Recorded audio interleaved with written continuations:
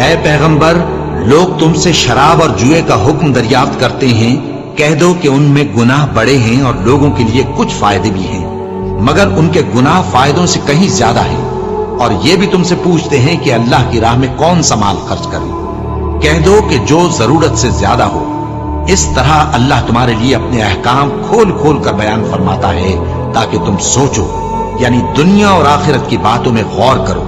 اور تم سے یتیموں کے بارے میں بھی دریافت کرتے ہیں، کہہ دو کہ ان کی حالت کی اصلاح بہت اچھا کام ہے، اور اگر تم ان سے مل جل کر رہنا یعنی خرچ اکٹھا رکھنا چاہو تو وہ تمہارے بھائی ہیں، اور اللہ خوب جانتا ہے کہ خرابی کرنے والا کون ہے اور اصلاح کرنے والا کون۔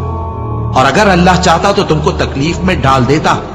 بے شک اللہ غالب ہے، حکمت والا ہے۔ اور مومنوں مشرک عورتوں سے جب تک وہ ایمان نہ لائیں نکاح نہ کرنا،